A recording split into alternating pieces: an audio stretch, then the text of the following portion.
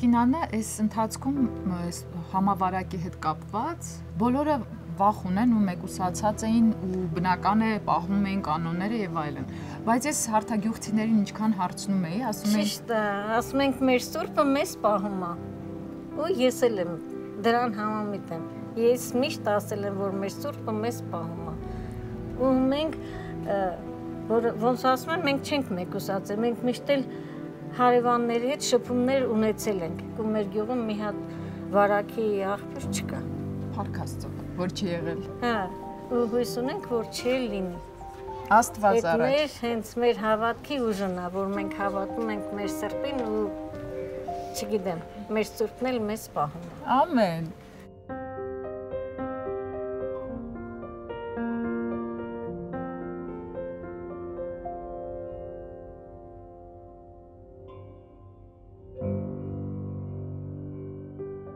Շարունակում ենք մեր ուխտագնացությունը եւ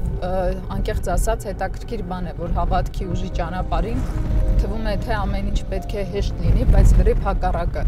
Շատ մեծ փորձություններ այս ընթացքում բոլորիս բաժին հասան, թագավարակից, կորոնավիրուսից, մինչև մեկուսացում, մինչև բազմաթիվ արգելքներ եւ դաժան արգելքը, վահե մարդը մարդու հետ շփվելու իրավունքից պարզվեց զրկվում է, որպեսզի պահպանի իր եւ դիմացինի առողջությունը։ Եվ գուցե մեր բոլորի հավատքը այս ընթացքում վերականգնվի, որովհետեւ մենք վերադառնում ենք ինքներս մեզ։ Այս ինքնամեկուսացումը նաեւ մի տեսակ խոկման շրջան էր։ Մարդ հնարավորություն ունեցավ ոչ միայն մյուս մարդկանցից մեկուսանալու, այլ նաեւ առանձնանալու ինքը իր մտքերի հետ եւ նաեւ սա ինքն իրեն ճանաչելու քննության, որքանով կդիմանա եւ նաեւ քրիստոնեական դիմացինի հանդեպ ունեցած սիրո դրսևորում էր նաեւ, որտեվ այս կերպ մենք ավելի հոգում էինք դիմացինի առողջության համար, մանավանդ որ դա կարող էր մեզ մոտ ընդհանրապես չարտահայտվել, բայց մենք դառնայինք պատճառ մեր մերձավորի հիվանդության եւ Աստված մի արասցե նաև մահվան։ Այս առումով իհարկե սա մի փորձության շրջան էր, որը կարծում եմ, որ պիտի պատվով հաղթահարենք, դուրս գանք, վերարժևորած շատ բաներ, թվում նաև հայ հենց պարզ մարդկային շփումը, վերարժևորելով թե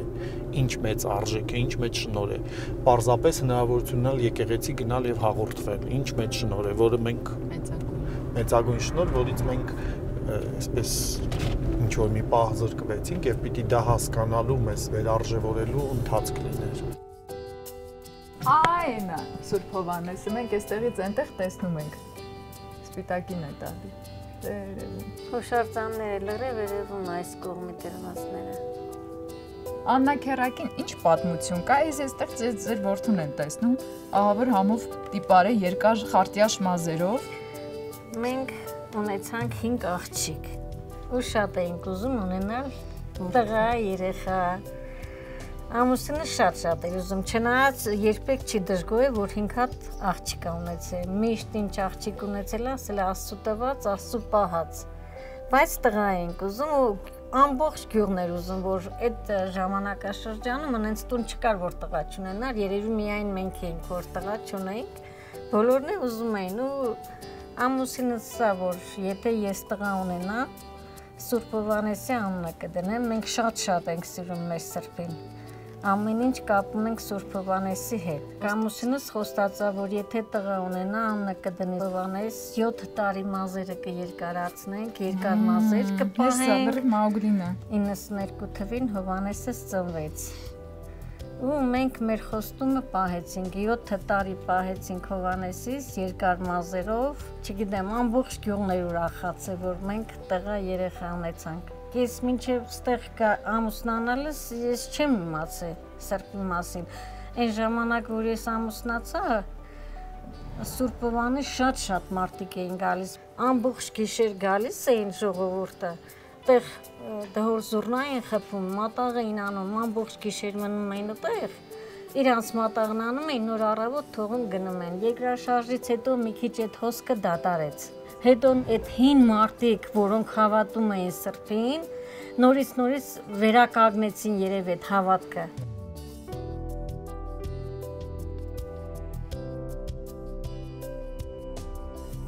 Բայ հետաքրքիր արձագանք ստացավ Սուրբ Հովհաննես Մկրտչի մատուռը եւ այդ մատուռին մեր անդրադարձը իհարկե մեր այդ անդրադարձը մի կաթիլ էր ամբողջական օվկիանոսում իրականում հազարավոր պատմություններ կան այդ սրբավայրի հետ կապված եւ ես կարող եմ նշել ըստ էության յուրաքանչյուր սրբավայր Հայաստանում գտնվող թե Արևմտյան Հայաստանում գտնվող իսկապես լի է մարդկային կյանքերի պատմություններով, ծնունդներով, բուժումներով։ Սա հավատքի ուժն է, ինչ խոսք, եւ միայն մի վայրի կապը չէ, այլ Աստծո հետ այդ վայրում ավելի անմիջական եւ ուղիղ կապն ասես, եւ մենք անպայման այսօր հանդիպելու ենք նաեւ մի աղջկա ընտանիքի, որը հրաշագործ պատմությունները մեզ պատմելու, իր կյանքի վկայություններն է տալու, թե ինչպես Սուրբ Հովհաննես Մկրտչի այդ մատուռը դարձավ իր կյանքի նոր սկզբի հնարավորությունը։ Միշտ մտածում էի, ինչի հենց ես, որ Աստծուն այդքան հավատում էի, որ միշտ աղոթում էի, սպասում էի, որ ամեն ինչ լավ է լինելու, անսպասելի էր ուղղակի ինձ համար, մեծ հարված էր։ Հետո եկավ մի պահ, որ ես խռովեցի Աստծուց։ Մտածեցի, որ սա վերջն էր, ես այլևս չեմ աղոթելու։ Մոռացա, նույնիսկ տերոնական աղոթքն էի մոռացի, այդքան ես հեռու էի գնացել էի դեպի հուսահատության գիրկը։ Իսկ հետո ծանոթացա Տերեսա քահանայի հետ, որը ահագին ժամանակ ինձ պոփեց, ինձ հույս էր տալիս, որ ամեն ինչ լավ է լինելու, ու դասեր էր տալիս, նույնիսկ ասում էր, որ հուսահատությունը դա ամենամեծ մեղքն է։ Ու ես հետագայում հասկացա, որ իրոք ես Աստծուց շատ եմ հեռացել։ Հուսահատությունը փակել է լրիվ ճանապարհները դեպի Աստված, ու մտածում էի, միթե Աստծո կամքը սա էր։ Հետո հասկացա, որ դա Աստծո կամքը չէր, ուղղակի դա իմ սխալն էր, որը ես մտածում էի ու կապում էի Աստծո հետ, մտածում էի դա Աստծո կամքն է ու անդադ մեղքը գցում էի Աստծո վրա։ Հետո հասկացա, որ իմ սխալ քայլերի պատասխանն է դա իմ անհավատ լինելու պատասխանն արձագանքն է։ Երբ որ մարդը լիարժեք կյանքով ապրում խնդիրներ չունի, չեմ կարծում, որ այդ մարդը կյանքում կարա հավատ ունենա առ Աստված։ Երբ որ գալիս է խնդիրը, նոր այդ ժամանակ գալիս է հավատքը։ Հավատքի ուժի ճանապարհին մեզնից յուրաքանչյուրը, ու ես էլ այդ թվում որպես ուխտավոր, փնտրում էի իմով լինելը, փնտրում եմ դեռ։ Եվ ամեն մարդ ով գալիս է եկեղեցի, ինձ թվում է առաջին հերթին ուզում է հասկանալ, թե ով է ինքը։ Եվ ինչ է իր համար իր հավատքը կամ ինչով է այդ հավատքը դրսևորվում։ Այսօրվա քրիստոնյան, հա, մերօրյա հավատացյալը,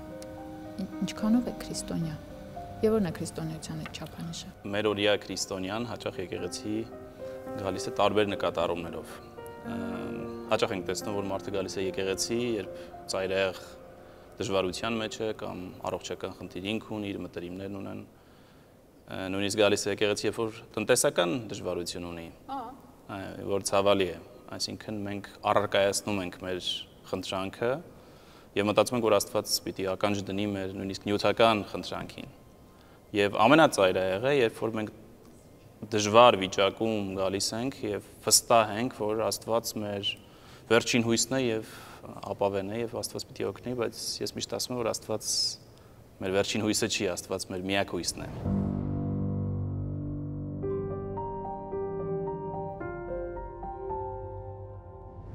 Եվ ինչպես Անին ասում է Քրիստոսի ուժը ինձ հետ է, ասում է ես չեմ պատկերացնում կյանքն առանց հավատքի ուժի։ Դա էլ է հետաքրքիր, որ մեր հաղորդումը նպաստում է, որ այդ վկայությունները շատանան, մարդիկ տեսնելով սկսեն վկայել, սկսեն պատմել եւ նաեւ սրբավայրերը մեկը մյուսի հետ է կապվում։ Ուխտավորը մի սրբավայրի ուխտավոր չի, նա սովորաբար սրբավայրերի ուխտավոր է եւ մի տեղից մյուս տեղը անցումը այդ կապ է ստեղծում, թե սրբավայրերի մեջ, թե այնտեղ բնակվողների մեջ նաեւ, հա,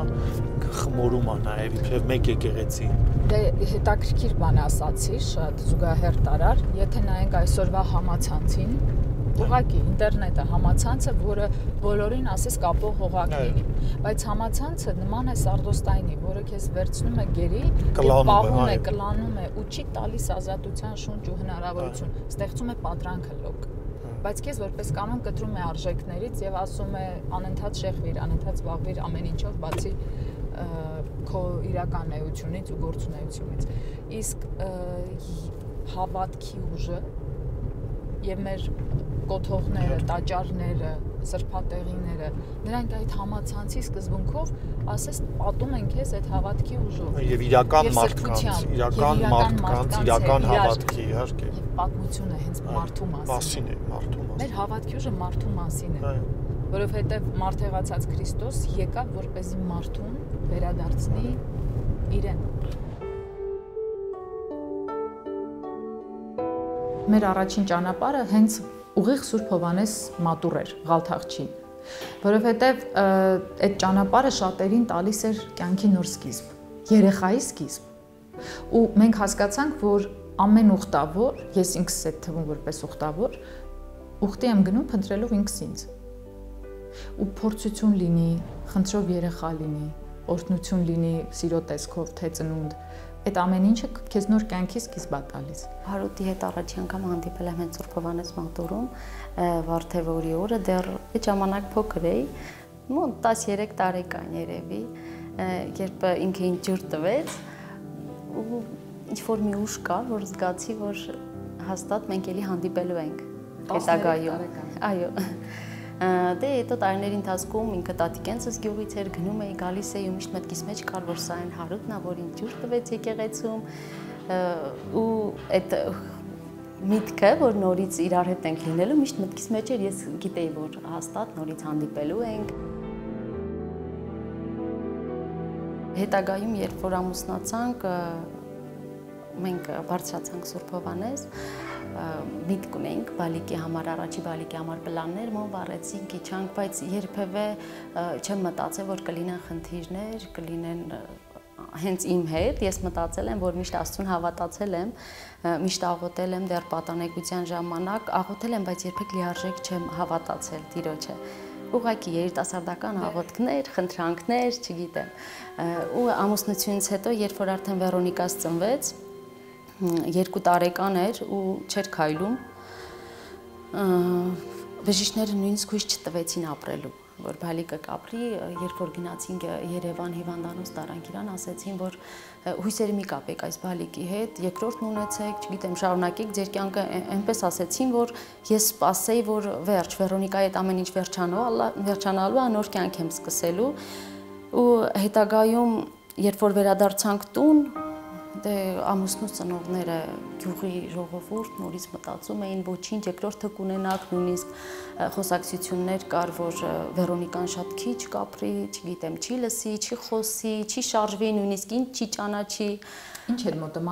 մանկական ուղեղային կաթված էր, էպիլեպսիա էր, այսպես մի փունջ հիվանդություններ էին, որոնց մասին նույնիսկ ես գաղափար չունեի, թե դա ինչ է։ Մի օր երաս տեսա, Վերոնիկան վազում էր սարնի վեր ու գոռում էր մամա, ես արթնացա քնիցս չէի հասկանում, որ սարն էր, որ եկեղեցին էր, միթե եկեղեցի էր գնում ու մի պա վստահ էի, որ դա Սուրբ Հովհաննեսն էր։ Հաջորդ առավոտ արթնացա, ամուսինս Ռուսաստանում էր, ամառ էր, հիշում եմ, Վերոնիկային գրկեցի, ոտաբաբիկ որոշեցի պետքա բարձրանամ Սուրբ Հովհաննես։ Չեմ էլ հասկանում, թե ոնց եմ բարձրացել, ոչ փուշածակ է ոտքերս, ոչ զգացել եմ հոգնածություն,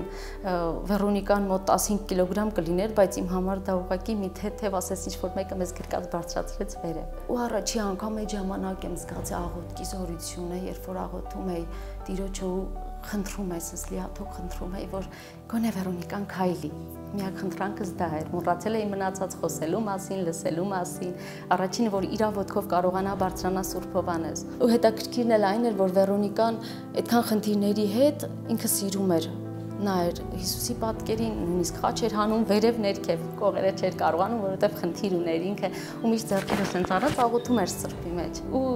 երբ որ մատուռից դուրս եկանք, զգացի, որ Տերը իմ հետ է, ասես ինչ-որ մեկը թիկունքից կանգնած էր ու այդքան տարիները, որ ես աղոթել էի, որ ես հավատացել էի Աստծուն, դա ուղղակի հավատք էր, ուղղակի ինչ-որ ցանկություն է եղել, ինչ-որ կարիքներ, որ Աստծուց անընդհատ ուզել եմ, այո, իսկ սա առաջի անգամ էր, որ ես գիտակցված ինչ-որ քայլ էի անում դեպի Աստված, դա առաջի քայլերն էր իմ։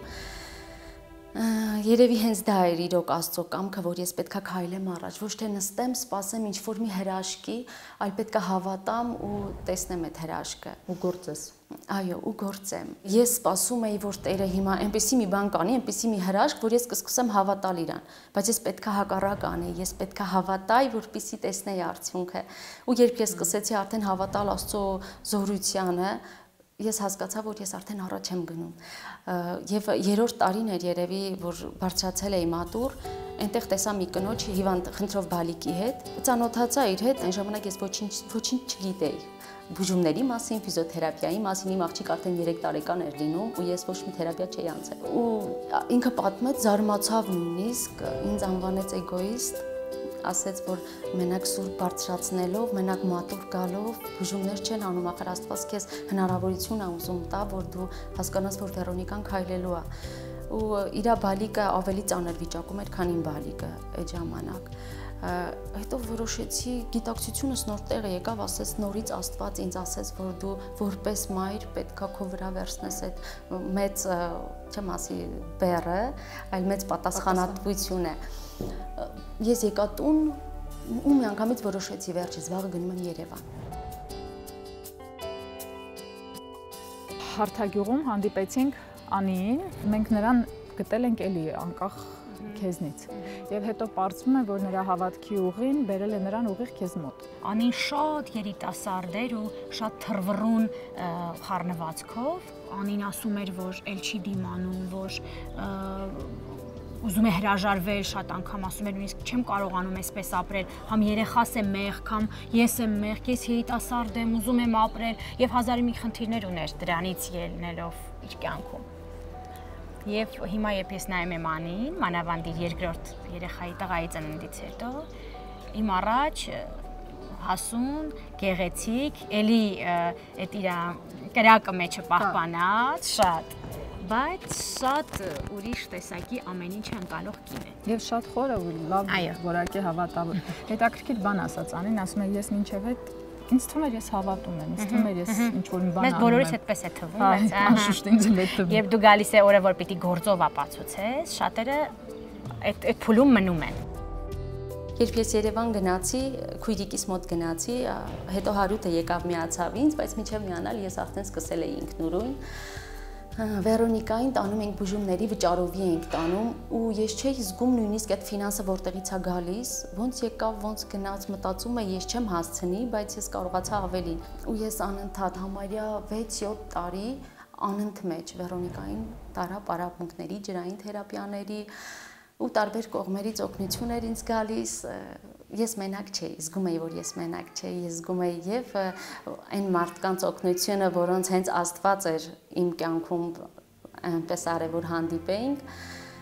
ու շնորհակալ էի Տիրոջը ուղղակի, երբ առաջի անգամ Վերոնիկաս ոտքի կանգնեց, առաջի բառը, որ ես չեմ ասել, վայ Վերոնիկաս քայլում է, ասել եմ շնորհակալ եմ Տեր Հիսուս, անկախ ինձանից, երբ մի լավ բան է լինում, ես ուղղակի շնորհակալ էի լինում, ու դրանից հետո արդեն կոշիկներով էի բարձրանում, երբ որ Վերոնիկան քայլում էր, վերջապես հագել էին կոշիկներով բարձրանում էինք Սուրբ Հովհաննես, Վերոնիկան կես ճանապարհի գնում էր ինքնուրույն։ Այսինքն երազը իրականացավ։ Այո, իմ երազը իրականացավ ու դրանից հետո ես որոշել էի, որ էլ չեմ խնդրելու Աստծուց, ուղղակի շնորհակալ եմ լինելու, որովհետև ես շատ մեծ բան էի պահանջել։ Ես հակառակ էի գնացել բժշկությանը ու մենք արդեն քայլում ենք, մենք հասկանում ենք, մենք ճանաչում ենք, մենք աղոթում ենք նույնիսկ։ Բայ քրիստոնեական ընկալումը եւ քրիստոնեությունը գալիս է որպես վկայություն, գալիս է իբրև դաստիարակություն, թե ինչի արդյունք է, մինչև հավատքի ուժ ստանալու։ Գիտես, ամենատարբեր կերպով մարդ կարող է բացարձակ տարազգին մեկ պահի մեջ տեսնելով, հա, ոնց որ ասենք 40 մանկանց նահատակության ժամանակ պահապան զինվորներից մեկը, որը տեսավ այդ հավատքի զորությունը այս մարդկանց, որոնք գնում են մեռնելու հանունի հենց հավատքի եւ այդ պահին դարձի եկավ, այսինքն սա անմիջապես այդ պահի ազդեցության։ Նաեւ քրիստոնեությունը կարող է լինել դաստիարակությամբ փոխանցված, մշակութապես, ուրեմն դրսևորված եւ հետո նաեւ արդեն նստած գիտակցական հողի վրա։ Բայց եղել է նաեւ չէ, որ մարդ շատ բավականին ավագ տարիքում Իհարկե ուղղակի նրան եկել է ի վերուստ։ Այո, հայտնությամբ կարող է լինել, այսինքն Աստված առաստված տանող ճանապարհները ամենատարբեր են եւ Աստված ինքը որոշում է թե ում ոնց ինչ ճանապարհով բերի, որտեվ 1000 մարդ կա ի ծնե հորովային է ընտրյալ, մարդ կա տանջանքների ու փորձությունների միջոցով անցնելով նոր դարձի գալով, ավելի դարձի գալն էլ նույնիսկ ասենք խելքի գալով, հասկանալով, վերարժևորելով փորձությունների ճանապարհով։ Վերոնիկայից քայլելուց հետո որոշեցինք, որ պետք է ունենանք երկրորդ բալիկը։ Մի փոքր էլի խնդիրներ առաջացավ, ինչ-որ գենետիկ խնդիրներ առաջացավ, մեզ ասում էին, որ երկրորդ բալիկը կծնվի նույն հիվանդությամբ։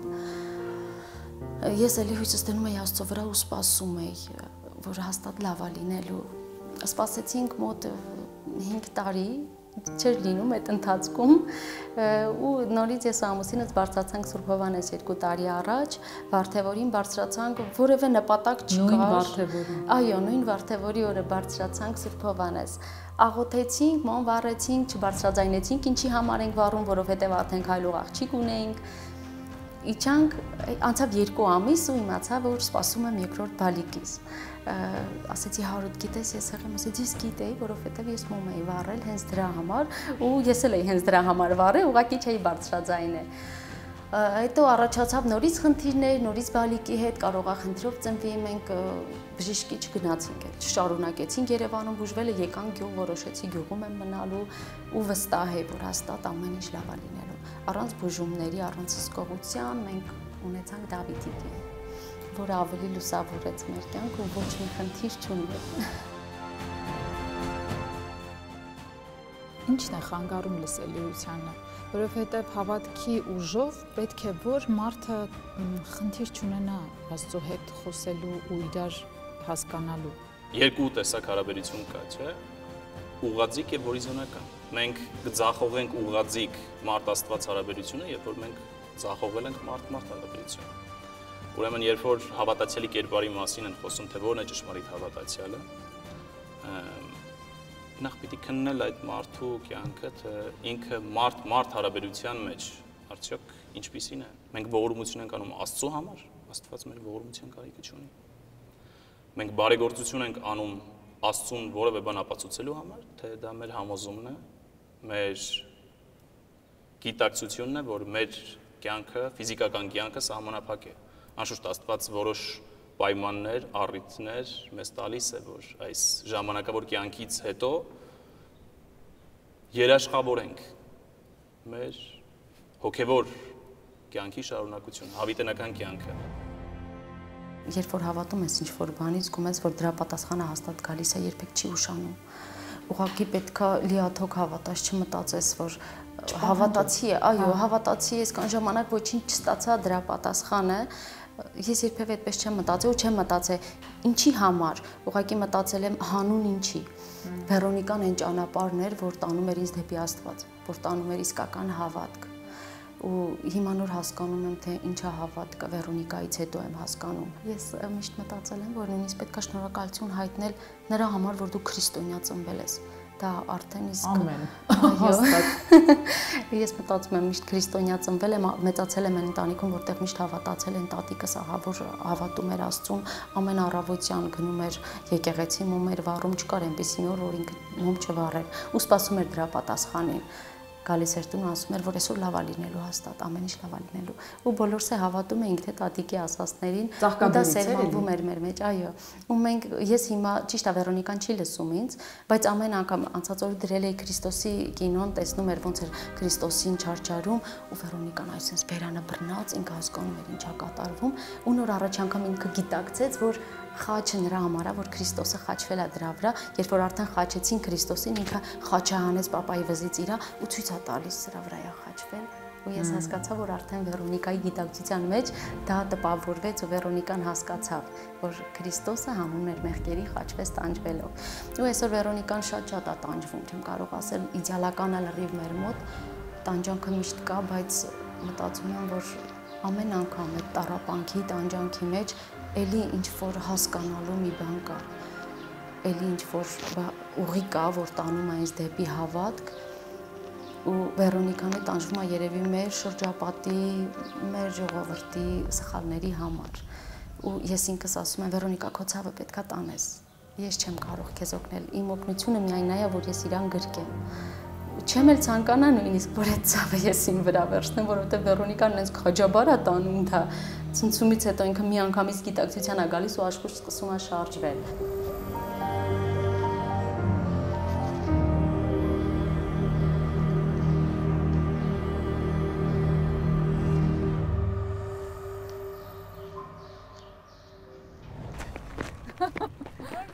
Ծավազու։ Անի իսկ կա հույս կամ բժշկական ինչ-որ նախնական տարբերակ, որը դուք գիտեք։ Թղթերը մենք ուղարկեցինք Գերմանիա, Գերմանիայից պատասխան ստացանք, որ կա տարբերակ բուժման,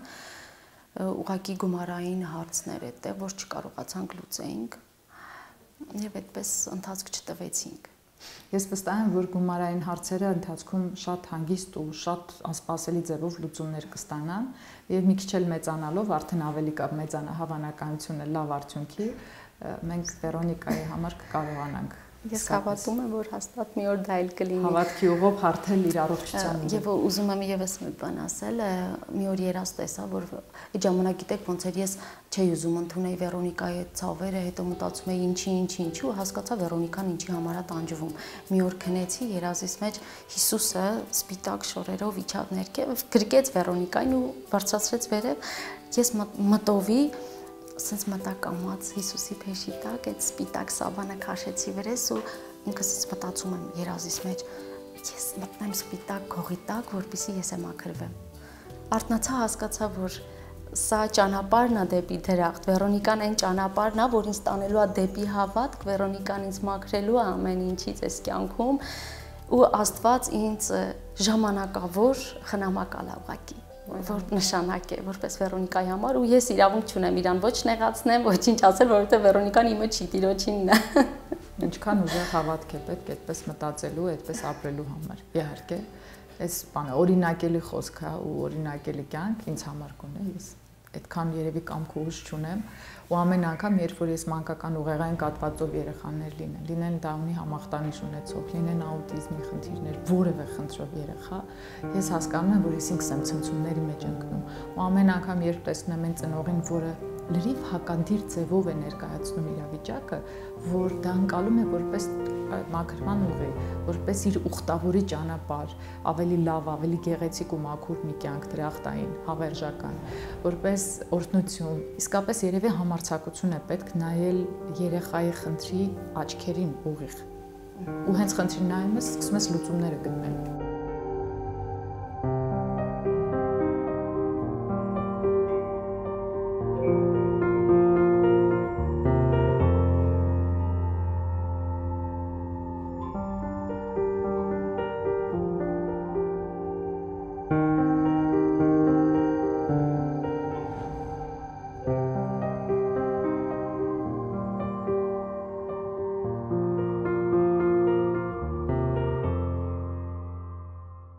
Սովորական մահկանացուն, դիպչելով Աստվածամուխ Սուրբ Գեղարդին, նույնիսկ չգիտակցելով, կարող է ստանալ այն զորությունը եւ այն բուժական զորությունը եւ այն աստվածային զորությունը, որը գալիս է այս սրբությունից։ Մի կողմ դնելով հավատքի կանոնը, հավատալով Աստծո անքննելի ճանապարհներին ու կամքին, վստահաբար որևէ մեկը մոտենալով որևէ սրբության, թեկուս անգիտակցորեն կարող է հաղորդ դառնալ Աստվածային այդ զորությանը։ Ես հիմա հիշեցի եկեղեցու պատմությունից մի դեպք, որը նորեն կապվում էր Գեղարդի հետ, կեղծ Գեղարդի հետ, երբ Անտիոքում հրեաները քրիստոնյաներին ծաղրելու համար մի պատկեր է լինում այնտեղ Քրիստոսի եւ ծաղրելու նպատակով Գեղարդ են վերցնում եւ խոցում են այդ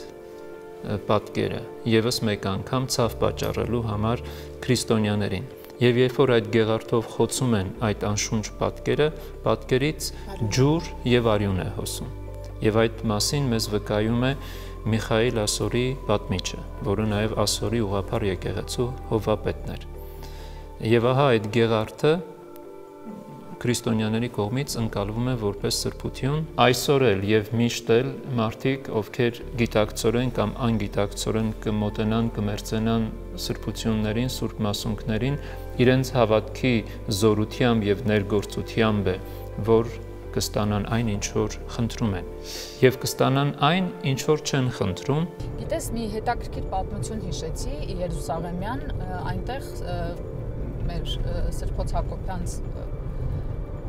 տաճարի մոտ, գից վարժարանի մոտ, ավելի ճիշտ կա շատ հին ձիթենին, որին թիկն է տվել Քրիստոս, վարյունից մի քանի կաթիլ այդ ձիթենյա ծառին կաթացել է ու փաստ է, որ այդ չորացած սերմերը ձիթենու կապանքները բացում են արգանդի եւ մարդիկ իսկապես օրհնվում են ունենալով զավակներ եւ փաստ է, որ բազմիցս այդտեղ այդ հրաշագործությանը ներկա են եղել ու վկայություն են տվել ոչ քրիստոնյաներ։ Այսինքն եթե հավատքդ ամուր է, հավատքդ ուժեղ է ու դու գալիս ես խնդրանքով հավատալով, դու ստանում ես այդ վկայությունը։ Լեցուն են դեպքեր, երբ այլադավանները, նույնիսկ հեթանոսներն են վկայել դարձի գալով, հա։ Նույն Մովաբացի քրմուհին դարձավ Դավիթ թագավորի տատը, այսինքն հրեական իրականությունից չսերեց, այլ եկավ այնտեղից, հա, սա էլ է վկայություն, որ Աստված մեկ ազգի վրա չէ, որ կենտրոնացել է, հա, այլ անգամ են 5 կտակարանյան հրեական իրականության մեջ այնուամենայնիվ օտարածքներից գալիս էին եւ դառնում կարևորագույն կերպարների ուրեմն նախապապեր, նախատատեր։ Համաճարակների դարաշրջան ասես լինի հիմա, բարբերաբար կրկնվում են տարբեր անվանումներով, տարբեր վախերով, բայց մենք ունեցել ենք շատ կարևոր խորհրդանիշներ, որոնք հենց համաճարակներին դեմ են համարվել եւ են։ Վերջին մի քանի դարերին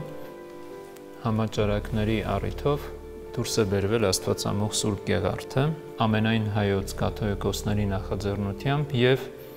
երկու դեպք հայտնի է մեր պատմությունից, երբ վրաց թագավորները, Գևորգ եւ Հերակլ թագավորները դիմել են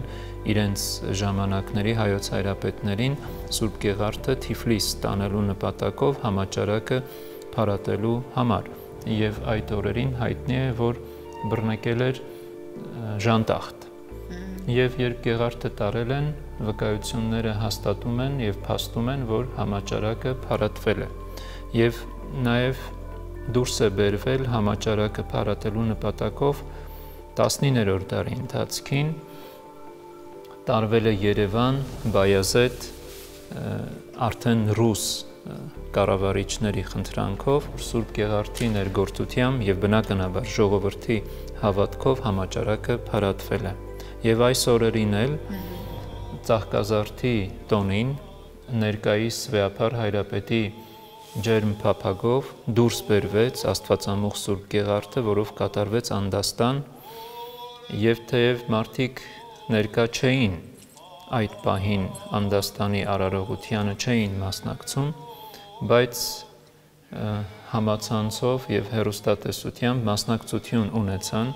այդ արարողությանը եւ ես վստահ եմ, որ մեր ժողովուրդը իր հավատքով կարողացավ հաղորդ դառնալ Աստվածամուխ Սուրբ Գեղարդից հանապաս ճարակող Աստվածային զորությանը։ Օրհնություն Դավթի որդուն, օրհնյալ է նա, որ գալիս է Տիրոջ անունով, օրհնություն բարձունքներում։ Այսօր առաքելական մեր Սուրբ Եկեղեցին տոնախմբում է Ծաղկազարդը։ Այս հոգեպարար տոնը նշում ենք Քրիստոսամուխ Սուրբ Գեղարդի աստվածային հրաշագործ ու բուժիչ զորության հայցով մեր ժողովրդի եւ ողջ մարդկության համար։ Եվ ամեն բան տրվում է ըստ հավատքի։ ըստ դիմացինի հավատքի։ Այսինքն սա հիշենք այդ հրաշքի քրիստոնեական ընկալումը, հա, որ դա տրվում է ոչ թե առարկան ինքը իրանով։ Հա, բան չի էլի, կախարդական փայտիկը չի կամ Դեվիդ Կոպերֆիլդի այլ հավատքի դրսևորումն է այդ մարդու, նաև հավատքի դիմաց տրվող